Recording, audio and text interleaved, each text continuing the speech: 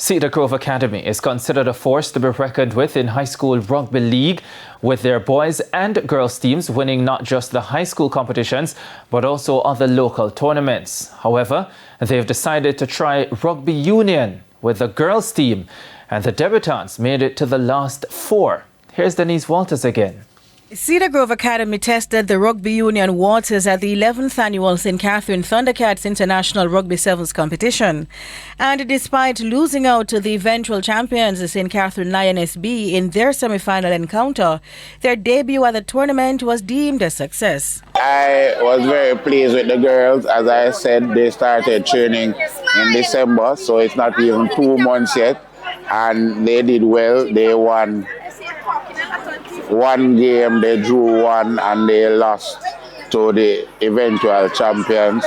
So for me, they did very, very well. It's back to training, back to the drawing board, so that we can do what we need to do, correct what needs to be corrected, so that the team can grow from strength to strength and become better. Now, a week before entering the Thundercats Sevens competition, they finished as runners-up at the Mona Titans 9th annual tournament. This is our first time at this specific tournament, but we played in the Mona Titans 7 last week.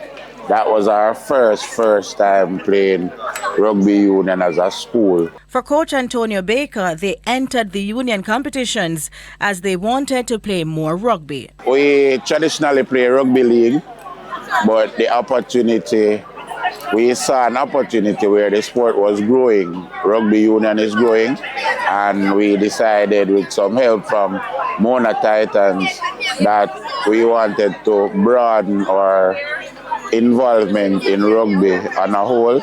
So we took the step and we entered. However, the girls know they still have a lot to improve on.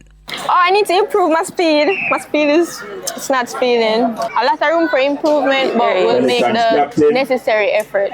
As a prop, I feel like I need to improve on how hard I run, and I need to improve on getting the rules in my head, because I'm doing league stuff when it's union. Meanwhile, the boys' team also want in on the union action. The school currently plays under 14, under 16, under 19 and female in league, but this is the first union team that we are entering. So the boys saw the girls play and they're clamoring to play as well. So it is our hope that we can expand the sport program to include union for the boys as well. Denise Walters for TVJ Sports.